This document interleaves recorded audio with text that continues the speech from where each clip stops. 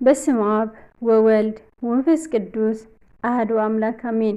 ውዳሴ አምላክ ዘዘውትር ናይ ተነሳሐይ ጸሎት ካብ ቁጣዕ ዝረሓቕካ ይቅርታኻ ዝበዝሐ ኦ ጻድቕ ሰፊሕ ልቢ መሓሪ ኣኽብረካ ኣለኹ። ዕለት ዕለት ክብድል ከለኹ ተዓጊስካ ሓሊኻኒ ኢኻ እሞ ንስሓ ክንኣቱ ድማ ንኹልና ስልጣን ይሃብካና። ስለዚ ክነኽብረካ ንኽቡር ስምካ ክነመስግን ተዓገስካና። ኦ ጎይታ ፍጥረት ስለዚ ኩሉ እትሰርሖ ሓዘንን ፍርሓትን ድኻምን እተምጻሉ ጊዜ ኣሎ እሞ ብጊዜ ነቢያት ዝገሰጽካሉ ጊዜ እውን ነይሩ እዩ።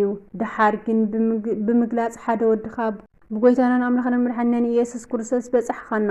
ካብዘይ ምንባር ናብ ምንባር ዝፈጠርካና ንስኻ ኢኻ። ኣቦናን ጎይታናን እውን ንስኻ ኢኻ። ኣነስ ሽግረኛ ዝኾንኩ ኣብ ቅድሚኻ ክዛረብ ኣይግባአንን። ካብ ሓጥኣን ዝገደድኩ ሓጥእ እየ። ክብርቲ ሕግኻ እውን ዘርከስኩ እየ እሞ ካብ ሓጢኣተይ ትዕግስትኻ ስለ ዝበዝሓኻለይ ኣመስግነካ ኣለኹ። ብፍቓድካ ሸለል ኢልካ ክሳዕ ሕጂ ብዘይ ፍርዲ ኣሓልኻኒ። ኣነ ግን ስለ በደለይ ፍርዲ ዝግባአኒ እየ። ስለዚ ሓጢኣተይ እውን ንስቃይ ቅሉዕ እዩ። እንተኾነ ግን ንሰብ ስለ ምፍታውካን ስለ ትዕግስትኻን ኣብ ቅድሚኻ ንኽወድቕ ክሳብ ሕጂ ሓለኻኒ። ኦ መሓሪ ጎይታይ ስለዚ ኣመስግነካ ኣለኹ። መወዳደርቲ ዘይብላ ትዕግስትኻን ጎይትነትካን ዝግባእ ምስጋና ከመስግን ስልጣን ዘይብለይ ዝተናዓቕኩን ሕሱርን እኳ እንትኾንኩ ሕሱርን ድኹምን ናይ ዝኾንኩ ባርያኻ ልመና ይስማዕ። ደረት ብዘይብላ ዝበዝሐት ፍቕርኻ ንዘለኣለም ክብርን ምስጋናን ተኣዛዝነትን እውን ንዓኻ ይግባእ ኣሜን። ኦ ሓወይ ንሰብነትካ ኩሉ ጊዜ ገስጻ። ካብ ስጋ እትፍለይሉ እትሓልፍሉ ጊዜ መጺሑ እዩ። በላ ብዘለክዮ ድሓር ክሓዲክዮ ብትኸዲ ስራሕ ሎሚ ንምንታይ ደስ ይብለኪ? ንኡ ብምርኣይ ቁሩብ ዘመን ተድላ ደስታ እትገብርሉ ድሓር ንብዙሕ ዘመን ብዘይትረኽብዮ ናይ ቀደም ስራሕኺ ፍለጢ። እቲ ዝሰራሕኽዮ ስራሕ እንታይ ከም ዝኾነ ሕሰቢ። ጽድቂ ከም ዝኾነ ወይ ሓጢኣት ከም ዝኾነ እቲ ዝተረፈ ዘመንኪ ምስ መን ፈጺምክዮ? ምስ ጎይታ ድዩ ወይስ ምስ ሰይጣን? ደኺምኪ ዝሰራሕኽዮ ዝቕበለኪ መን እዩ? ጎይታ ድዩ ወይስ ሰይጣን እዩ? ብምግባርኪ ኸ ንመን ኣሐጊስኪ? ንጎይታ ዶ ወይስ ንሰይጣን? ብጊዜ ሞትኪ ክወሃደኪ ዝመጽእ መን እዩ? ኣብ መንግስተ ሰማይ ዓሪፍኪ ንኽትነብሪ ብስራሕኺ ደስ ዝብሎ መን እዩ? ንመን ኢልኪ ደኺምኪ? ንመን ኢልኪ መከራ ተቐቢልኪ?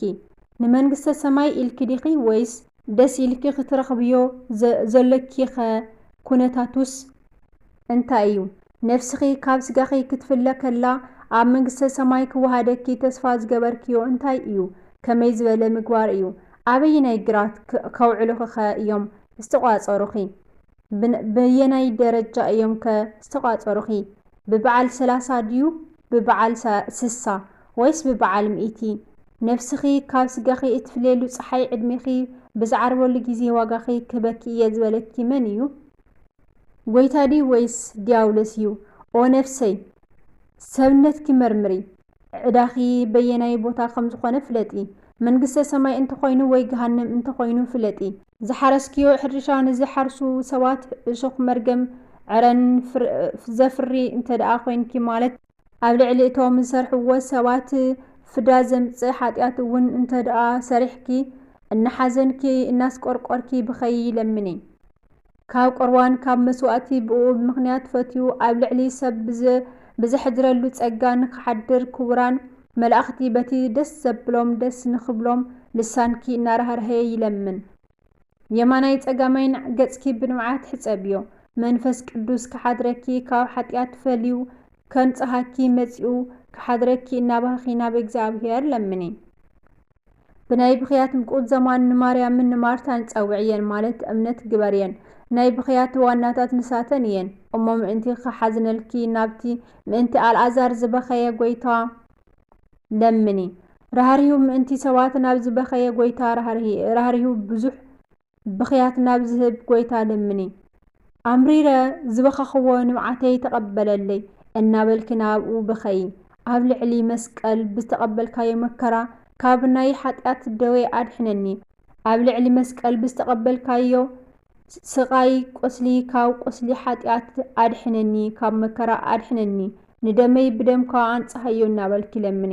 ካብ ፍዳ ሓጢኣት ዘድሕን ደምካ ምስ ስጋይ ኣዋህደለይ ኣብ ልዕሊ መስቀል ብዝሰተኻዮ ሓሞት ሰይጣን ካብ ዝሰረሓ ሓጢኣት ፈሊኻ ንሰብነተይ ጣዕሚ ኣሕድረላ ኣብ ልዕሊ መስቀል ዝተዘርግሐ ስጋኻ ኣጋንንቲ ብምኽሮም ናብ ገሃነም ንምውራድ ብዝሰሓብዎ ንልበይ ናባኻ ይስቀሎ ናፍያታዊ ዘየማን ድንን ብዝበለ ርእስኻ ኣጋንንቲ ብሓፂን ሓጢኣት ንዝወቕዕዎ ርእሰይ ክብክብ ኣብሎ እምከመ ተለኣልኩ እምድር እስህብ ኩሉ ሃበየ ካብ ምድሪ እንድሕሪ ተላዒለ ንኹሉ ናባይ ክስሕቦ እየ ኢልካ ብዘይሕበል ሕሶ ቃልካ ከም እተዛረብካ ብመስቀል ተሸንከሩ ኣዳውካ ካብ ሓጢኣት የልዕሉኒ ርኩሳት ኣይሁድ ጥፍ ዝበሉሉን ዝጸፍዕዎን ገጽካ ሓጢኣት ሰሪሑን ዝረስሐ ሰብነተይ ገጸይን የጽርዮ ኣብ መስቀል ተሰቒልካ ከለኻ ኣባ ኣማህፅን ነፍሰይ ውስተ እዴከ ኦ ኣቦይ ነፍሰይ ኣብ ኢድካ ኣማህፅን ኣለኹ ኢልካ ካብ ስጋኻ ዝፈለኻያ ነፍስኻ ብምሕረትካ ንስኻ ናብ ዘለኻዮ ተብፅሓኒ ንምንታይ ዘይተሓዝን እንተበልካኒ ንዓኻ ንምድላይ ዝሓዝን ልቢ የብለይን ከመይ ንስሓ ዘይተኣቱ እንተበልካኒ ጻድቃን ናብ ዘይተሓልፍ ርስቶም ናብ መንግስተ ሰማያት ተመሪሖም ዝበጽሕሉ ናይ ንስሓ ሓዘን የብለይን ስለዚ ንሳቶም ንስሓ ኣትዮም ዝሰርሕዎ ስራሕ ኣይሰራሕኩን ኦ ጎይታይ ካብ ሓጢኣተይ ዘንጽህ ንብዓት የብለይን ናይዚ ዓለም ስራሕ ብምሕሳብ ልበይ ደኸም ኣስቆርቂሩ ናባኻ ክበኪ ኣይከኣለን እንሆ ብበዝሒ ሓጢኣት ልበይ ዝሕልሕል በለ ንዓኻ ፈትዩ ብዘፍሰሶ ንብዓት ክቃጸል ኣይከኣለን ኦ ጎይታይ ኢየሱስ ክርስቶስ ናይ ጸጋታት ማዕኸን ናይ ምስጢራት መዝገብ ዝኾንካ ንስኻ ግን ርህራሄኻ ፈጺመ ከም ዝምለስ ግበረኒ ብፍጹም ልበይ ንዓኻ ንምድላይ ክወፅእ ዝሓዝን ልቢ ሃበኒ ካባኻ ብምፍላይ ካባኻ ብምርሓቕ ተዋሂቡኒ ዝነበረ ክብሪ ሰኣንክዎ ኦ ለዋህ ንጉስ ሎሚ ግን ብለጋስነትካ ሃበኒ ዘመን ብዘይውስኖ ልደት ካብ ኣካሉ ኣካል ካብ ባህሪ ዝወለደ ኣቦኻ ንዓኻ ንምምሳል ንኸጽንዓንን ንኸሓድረንን ካብ ወገን ክብርኻ ሃበኒ ገደፍኩኻ ንስኻ ግን ኣይትግደፈኒ ካብ ክቡር ሕግኻ ወጻእኹ ካብ ገጽካ ገለልኩ ንስኻ ግን ንምድላየ ይውፃእ ብዝወጾ ይውፃእ ብዝኸዶ ይኺድ ይትረፍ ኣይትበለኒ ምእምናን ኣብ ዘለዎ ናብ መንግስተ ሰማይ ተኣትወኒ ካብ ሞጓስ ኣባጊዕኻ ምስ እተመርጹ ጻድቃን ከም ዝቝጸር ግበረኒ ንጹህ ልቦና ንኽረክብ ንጹህ ልቢ ንምርካብ እትረድእ ናይ ኣምላኽነትካ ሃብቲ ዝኾነት መና ምስጢር መግበኒ እዚ ድኻም ካባኻ ንዝተረኸበ ምስጢር ዝርእየሉን ብኣኻ ስለዝኣምኑን ስለዝጭነቑን ዝወሃብ ጸጋ ክብሪ እዩ ኣዝዩ ብርቱዕ ዝኾነ መከራ ንዝዕገሱን በበይኑ ዝኾነ ስቃይ ንዝቕበሉን ሰባት ዝወሃብ ክብሪ እዩ ንኹልና ምስጢር ዝገልጸሉ ንኽብሩ በቂዕና ክንረኽቦ ንጸጋውን ዝበቕዓና ኮይንና ክረኽበና ብምሕረት ጎይታናን ኣምላኽናን መድሓኒናን ኢየሱስ ክርስቶስ እዩ ሞሎሚ በዚ ዘሎ ዓለም ብዝመጽእ ዓለም በቲ ፍጻሜ ዘይብሉ ዓለም ንሰብ ብምፍታው ክብርን ምስጋና ንዕኡ ይኹን በኣማን ኣሜን ኦ እግዚእየ ኢየሱስ ክርስቶስ ወኣምላክየ ናይ ምሕረት ርኽበት መዓትካ ዝረሓቐ ትዕግስትኻ ዝቐረበ ምሕረትካ ዝበዝሐ ህይወተይ ዓቅብ ሓጢኣተይ እውን ኣስተስርየለይ ሕደገለይ እቀብ ህይወትየ ወስረይ ኃጢአትየ አሜን። ጸሎተ ምናሴ አምላኽ አቦታትና ዝኾንካ ኦ ኩሉ እትኽእል እግዚአብሔር አምላኽ አብርሃምን ይስሐቅን ያዕቆብን አምላኽ እቶም ካብኦም ዝተወልዱ ጻድቃንን ንስኻ ንዓለም መሊእዋ ዘሎ መስተንክር ዝኾነ ነገር ፈጠርካ ካወሰና ምእንቲ ከይተሓልፍ ንባሕሪ ብቓልካ ኣዘዝካያ ሓይሊቲ መስተንክር ግሩምን ዝኾነ ስምካ ድማ ንመዓሙቕ ውቅያኖስ ኣርግኦ ሓይልኻ ምስ ኣርኣኻ ኩሉ ፍጥረት ይርዕድ ይንብድበድን ክብሪ ብርሃናዊ ግርማኻ ኣዝዩ መስደም ነድሪ ቁጣዓኻ ሓጥኣን ክጽመምዎ ዘይኽእሉ ልዑል እዩ ግና እቲ እተተስፎ ምሕረት እውን ዓቢ እዩ ክንርድኦ ኮነ ክንሰፍሮ ድማ ኣይንኽእልና ከመይ ንስኻ እግዚአብሔር በይንኻ ልዑል ኢኻ ንስኻ መሓሪ ካብ ቁጣዓ ዝረሓቕካ በዓል ብዙሕ ርህራሄ ኢኻ ብሓጢኣትና ክንሳቐ ከሎና ንመቕጻዕትና ምእንቲ ተሰኪምና ክንክእሎ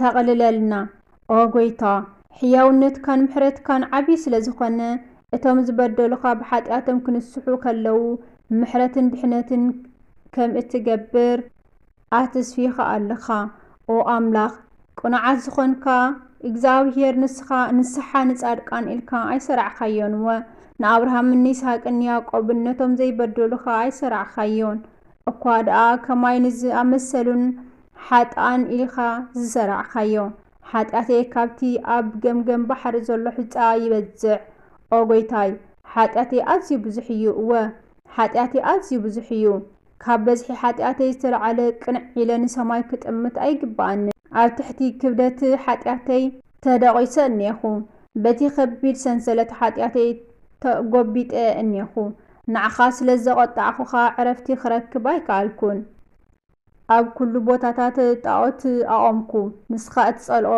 ገበርኩ ሕጂ ግና ምሕረት ክትገብረለይ እናጸለኹ ብዓቢ ትሕትና እሰግድ ኣለኹ ሓጢኣት ገበርኩ ኦ ጎይታይ ሓጢኣት ገበርኩ ነቲ ዝገበርኩ ሓጢኣተይ እናዘዞ ኣለኹ ኦ ጎይታ እልምነካ ኣለኹ ብምሉእ ልበይ እጽልእ ኣለኹ ይቕረ በለለይ መሓረኒ ብምኽንያት ሓጢኣተይ ኣይተጥፋኣኒ መሳይ ንዘለዓለም ኣይትቆጣዕ ንዓይ ትቐጽዓሊ መቕጻዕቲ ኣይትኣክብ ኣብ ዓዲ ምውታት ኣይትደርብየኒ ከመይ ንስኻ ኦ ጎይታ ናይቶም ዝንስሑ ኣምላኽ ኢኻ ስሕኳ ዘይግባኣኒ እንተኾነ በዝሒ ምሕረትካን ሕያውነትካን ኣባይ ግለጾ ሽዑ ኣነ ብኩሉ ዘመን ህይወተይ ከመስግነካ እየ ኩሉ ሓይሊ ሰማያት መዝሙር ምስጋና ይዝምር ክብርኻ ንዘለዓለም ዓለም አሜን አሜን አሜን ወዳድና ጥባፍት ጓን መላእክት ታረመና እግዚአብሔር አምላክ ዝንሳሕ ልብ ይሃበና ወስብሐት ለእግዚአብሔር ልዑል ወለወላዲቱ ድንግል ወለመስቀሉ ክቡር አሜን